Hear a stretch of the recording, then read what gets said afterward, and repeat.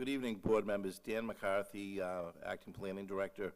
The planning department and the city have been working with Lapoli companies for the last 2.5 years, working on a project identified as the Riverwalk Improvement, Infrastructure Improvement Project.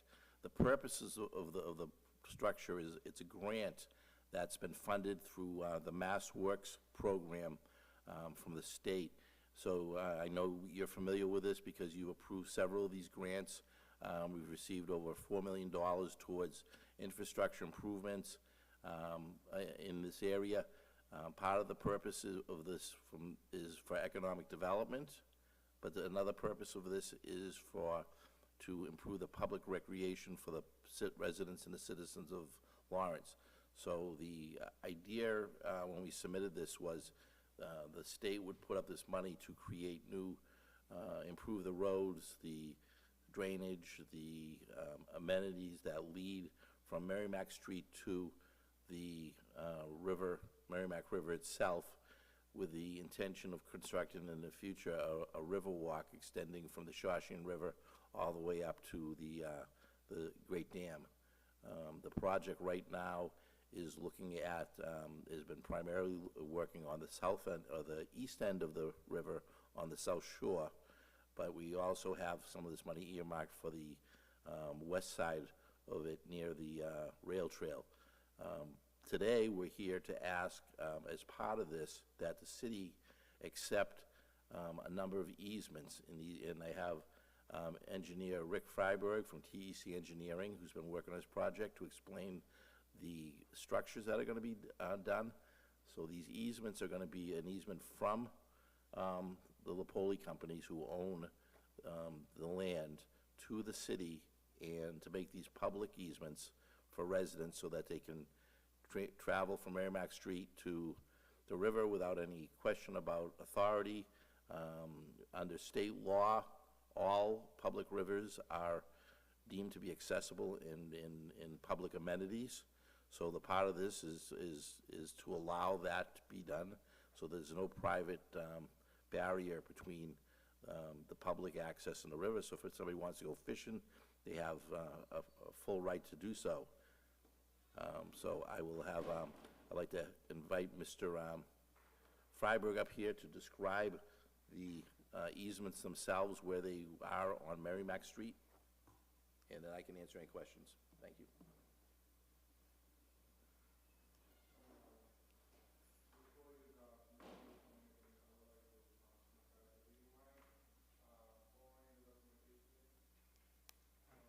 Forward an email. Is that? He wants to know if you can forward the email with the attachment. Yes. Yes.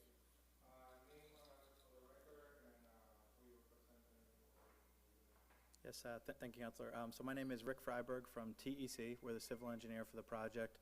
Our address is actually located in this building right here, in the new pavilion building, 282 Merrimack Street here in Lawrence.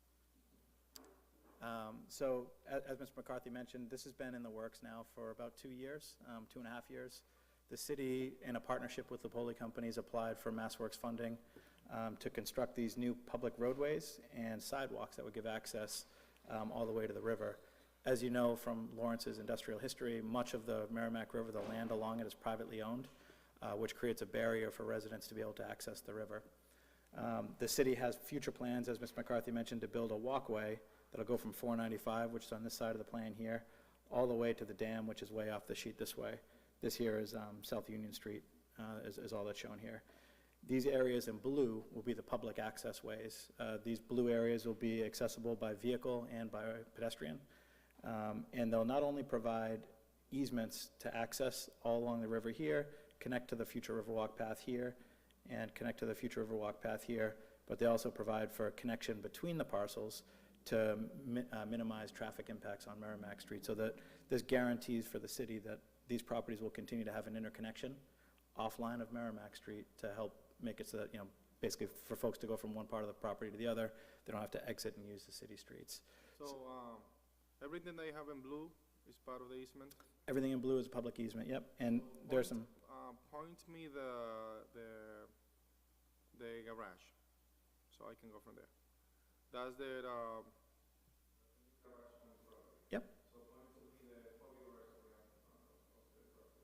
I'm sorry, say that again? Oh, the public garage, like MVRTA, like yep, the train, yep, the train's here. Yep, so this is Merrimack Street across the bottom, South Union Street, and then 495.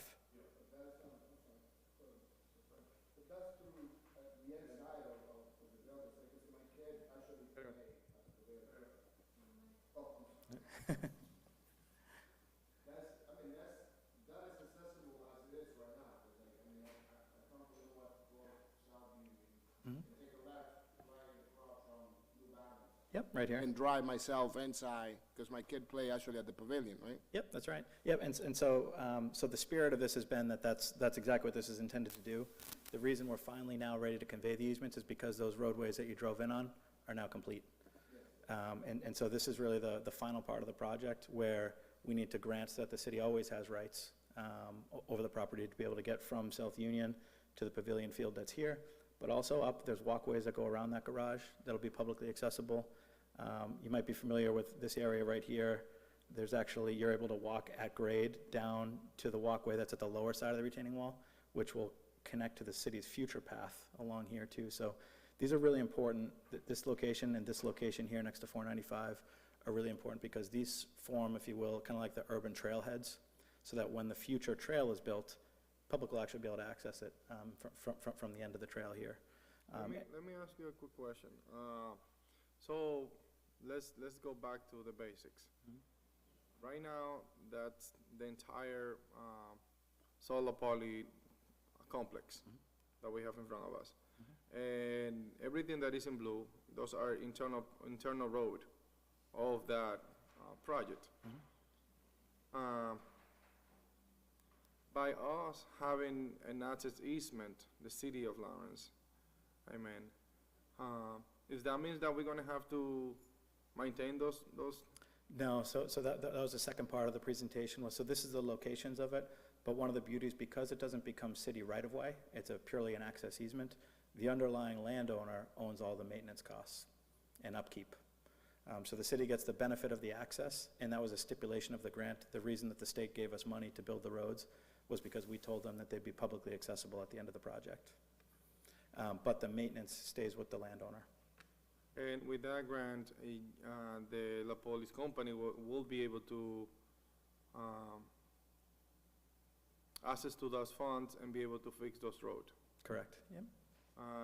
I'm assuming that those funds are on the Budget and Finance Committee, right? Also, I'm sorry, I think I maybe misspoke, I'm sorry. So the funds that were granted were for the construction of the roads, but there's not like a revolving maintenance fund. The fund obligation for future maintenance lies with the private property owner, not with the city. Yep. So the current fund that we have, or that we're discussing, that we're doing the easement for, those funds are gonna come through, they're gonna come through the city, and I'm assuming that they are in the Budget and Finance Committee? That's for McCarthy? Yes. Yep, sorry, they've already been spent. Yes, the city has hired a contractor that's doing the work, is producing the work, and they are doing the work, this infrastructure work on behalf of the city as a more or less as a joint enterprise with the Riverwalk Corporation, which owns the campus. The campus was permitted as what's called a planned unit development, and it's made up of many, many lots of land and different buildings, and actually even separate owners. So the streets are going to be separate. Back in 2009, we had filed what was called a definitive subdivision, making the streets, in essence, right-of-ways, but they're private right-of-ways. And one of the conditions we need to make sure is that these are public right-of-ways. So, of course, these are all businesses and homes, and people live there, so they have a right to, nobody's, at this junction, nobody's going to question anybody using those roads. But we want to be clear that the public, somebody who's not going there for business, but wants to go and use the river, can use these roads. Technically, if somebody wanted to go there and park a car, they would be trespassing if they have no business there. But that's why I want to make it clear. I don't, with the definitive subdivision, it's unclear whether they'd be trespassing or not, but by accepting the easements, it becomes crystal clear that the public has a right-of-way of doing this. One of the other aspects of this is that these laws also allow on these street areas, utility easements, so that the city has to go in and clean out a pipe or do something for stormwater, we have a right to go in there with no question from the property owners as well. So those are important. They're coexistent type of rights that the city has, and that the public at large has on behalf, because the city's doing this on behalf of the public. I have a good question. There is any public utilities on there that belong to the city of Lawrence, or there's all private? So the short answer is no. These are private utilities that are underneath these blue roads here. But the concept is, obviously, these utilities are connected to public utilities at the streets. And so, and naturally, they form loops for redundancy and the like. This would give the city access rights to those utilities. Let's say there was a water line broken on Merrimack Street. You'd be able to pass water through these existing pipes that are here now and use that to service other users downstream to minimize downtime on utilities. So they're not public utilities in the sense that they were built by the city a long time ago. They've always been private, but this utilities access easement gives the city rights to use them if they need it as a bypass. Do you know the amount of the grant that we're gonna be seeing on the other committee Oh, so the in relation to this easement? So I should have mentioned, so these funds have actually, these were accepted by City Council in 2020, I believe it was, and then there was a recent addendum to it, maybe about 6 months ago. In total, I think it was around $4 million, and it was actually, the $4 million was for construction funding. And so we're here now to basically, now that the construction is complete, this is sort of the very end of that contract, the very end of those funds, is to ensure that the city gets the rights that they were basically promised at the beginning of the project. So this is sort of like a project closeout item with the state. You know, the state's invested $4 million. They want to know from the city that you guys have the rights that were promised at the beginning of the project. So make sure that we send those documents. It will be extremely important to read through and make sure that everybody's on the same page. Yep. Councilors, there is any questions in regard to the first plan that we seen? Let's see the other ones. Mind flipping the other plans? Yeah, sure. Yep.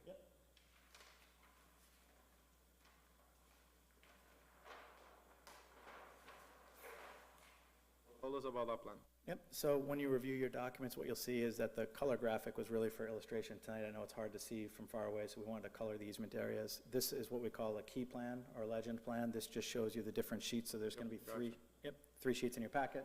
Sheet 1, sheet 2, sheet 3. I'm very familiar with that.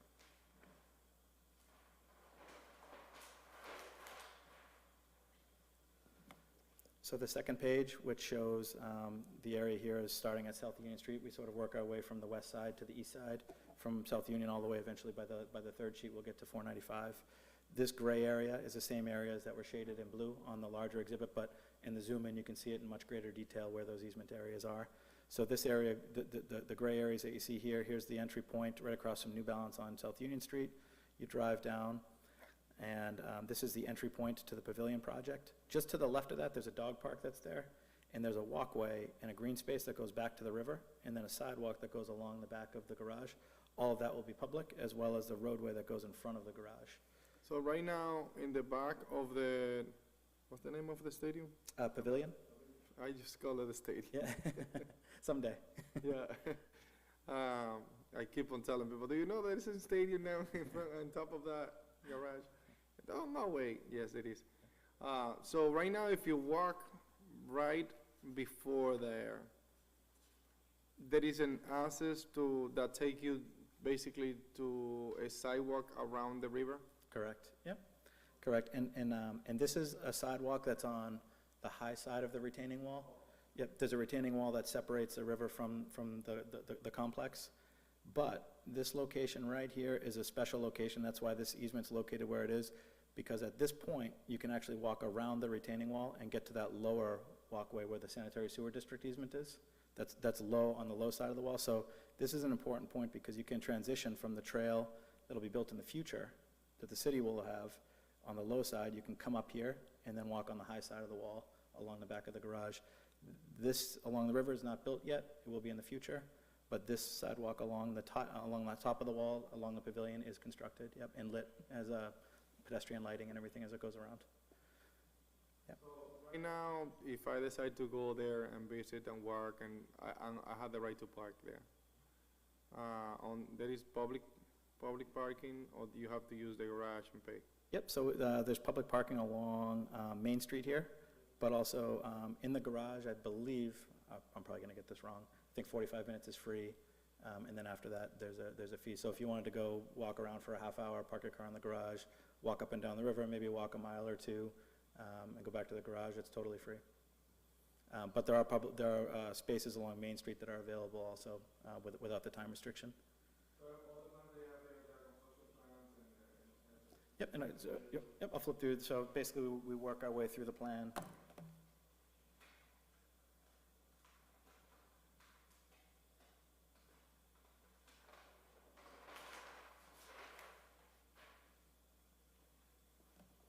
So the next sheet continues. This is the building that's at the end of the garage, like where our office is located, TEC on the second floor. Gotta throw the plug in. You guys move out of District E? Yeah.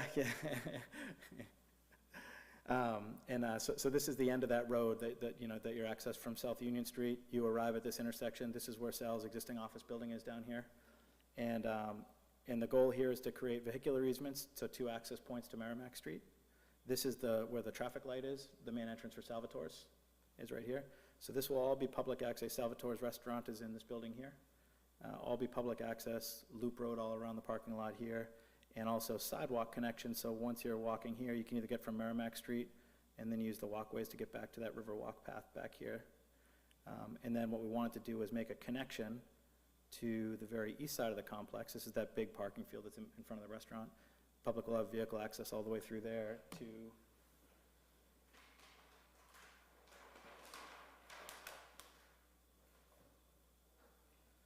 the very east side of the project, which is along, so 495 is here. Those access roads continue along the 2 mill buildings.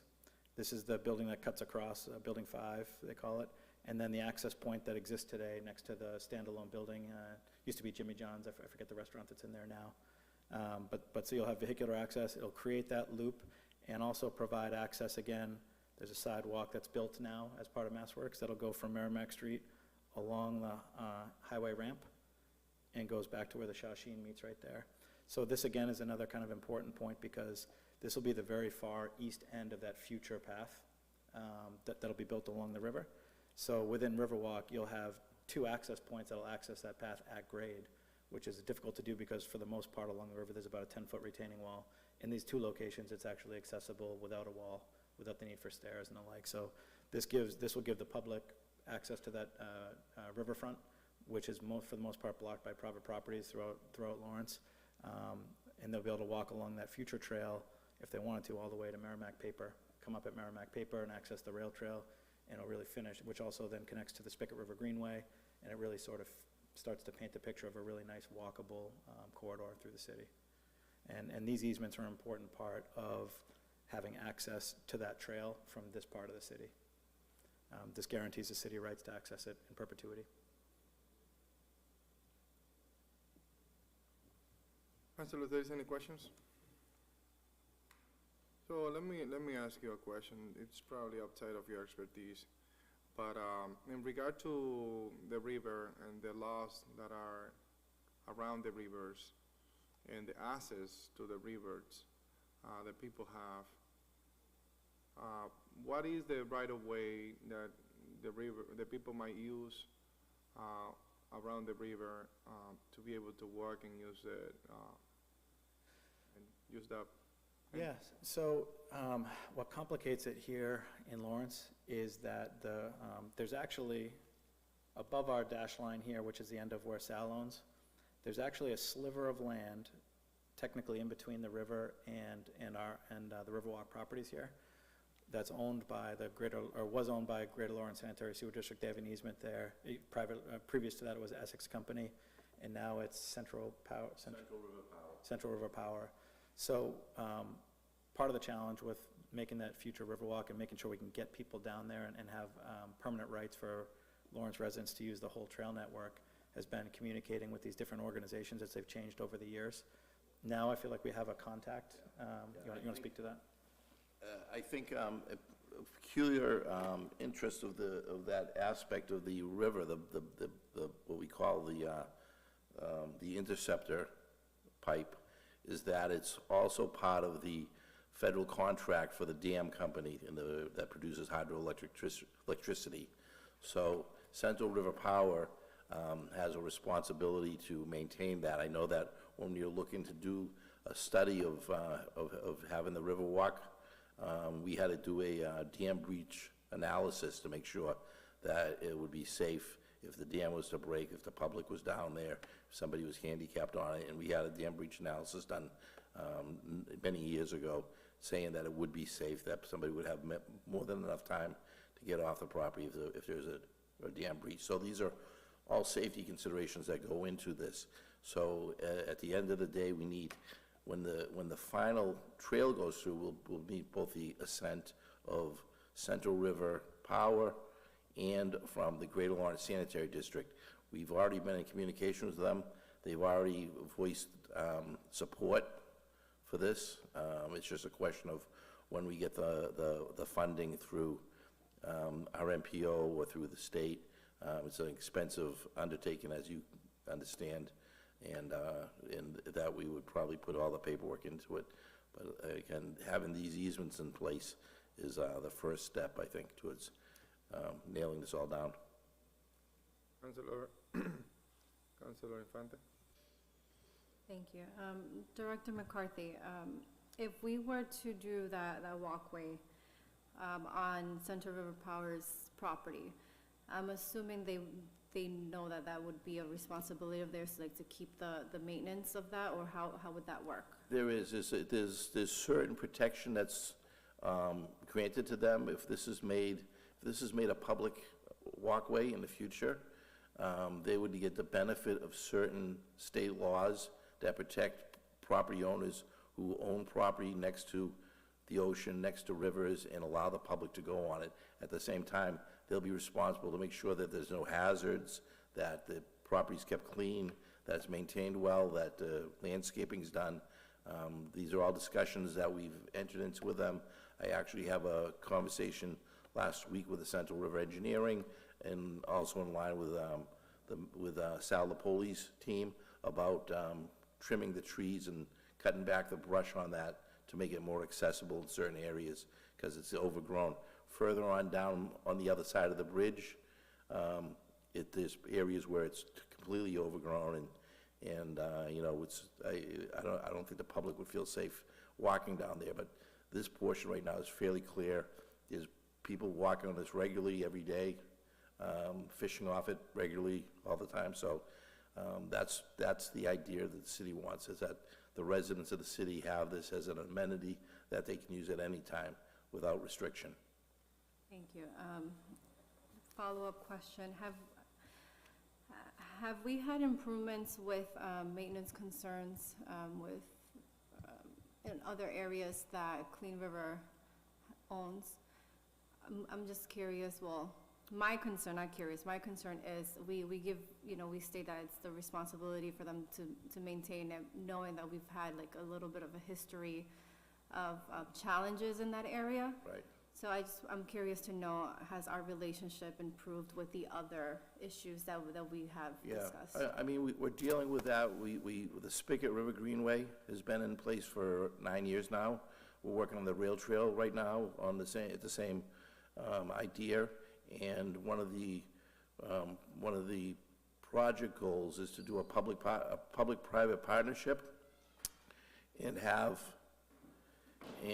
the abutting companies that will benefit from this provide the maintenance, provide oversight, put cameras up, put lighting up, and use it as if it was a neighboring property that they should be proud of. So, and we've been very successful. Lapoli Companies has agreed to that. We've had these conversations with New Balance. They're very open to this idea. And again, on the rail trail, we've been working with a number of the abutters that we're dealing with over the last year, and they've all been very open to this concept of clearing it up. I think the benefit of getting a clear, open, well-groomed area next to their property is a great benefit, because they're not, right now, we've had a lot of problems, especially in the rail trail. You're familiar with those issues.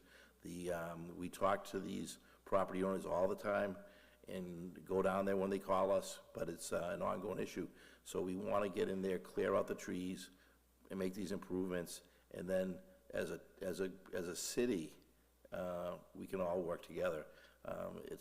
For the city just to maintain itself, it's a huge undertaking. So that's what we've talked about, either having maintenance funds or investment from these abutters. Like I said, they all share in this, they all get value out of this, they get a benefit out of this, and it's in their own interest to make sure they're safe. Thank you. Any questions, Councilor, on the easement part of this discussion? All right, I will ask again for the documentation to be sent. If a set of plan that is available for us to see, that would be appreciated. So in any type of documentation that, I'm assuming that the city attorney have some type of document? So I'll be returning to my office after this, and I will send you copies of those plans again as soon as I return to my office. A document's going to be created called an easement document. We call this a reference document, and instead of having a meets and bounds description of the easement, it's going to refer to the plan that we're going to record at the Registry of Deeds with these easements describing our right-of-ways. That's going to be reviewed. Right now, the city attorney is on vacation, but he will be back next week. We have an attorney that works for the Lapoli companies who's working on drafting that for next week. So we'll have those documents ready for review. The role of the city council is to approve the acceptance of the easement, and after that's done, it will go up to the chief administrative officer, the mayor, for his signature, and that will be recorded with the Registry of Deeds. Understood. Councilors, I'm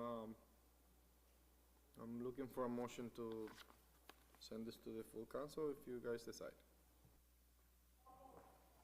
Second. All right, there is a motion on the table, properly second. I call the roll call. Councilor Reyes? Yes. Councilor Infante? Yes. Councilor De Rosario? Yes. And I vote yes. Make Thank sure you. that we have Thank the you. documentation coming out of the city attorney. You'll get it tonight? All right, thank you. Thank you. Thank you. Councilors, there is no other item in front of us. McCarthy, there is any other item that we would like to take up? Excuse me? There is any other item that you would like to take up tonight? If you want, we can address Archer Street. I don't see any reason not to address that. I'm familiar with the issue. I thought Mr. Cirillo would be available tonight, but he has a conflict with another event. But essentially, Archer Street is a piece of property that was sold. The process for the sale was done. The prior owner of this land never executed the purchase and sale or the sale of the property, so it remained unsold. He then sold his land without informing us to a third party.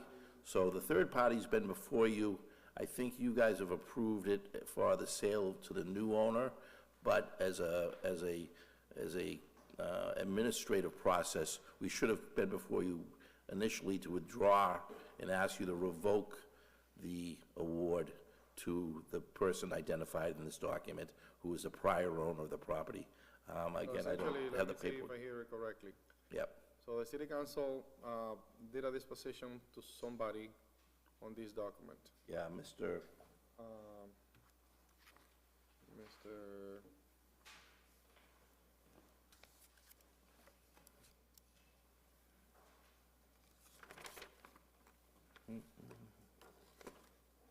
No, this is not a current agenda. I believe the previous owner's name is listed on the document number as the item for today. Again, I was not prepared to discuss this, so. If you want, we can wait. let's You can clear, continue. let's clear things up. Let's make sure what is the name, the item that we need to withdraw. Yeah, then I'd ask him, Item that we need to yeah, I'd ask to have his table do then. disposition to, which are the new owners of this, property located on 810 Archer Street. Excellent, I will. All right? All right, councilors, there is any other items that we'd like to take out of the table matters? I hear none. Can I get a motion to adjourn? Motion to adjourn? Second. Okay, All right. thank you. All right, I call the question. Councilor Reyes? Yes. Councilor De Rosario? Yes. Councilor Infante? Yes. And I vote yes. Thank you so much. Good night, everybody. Thank you.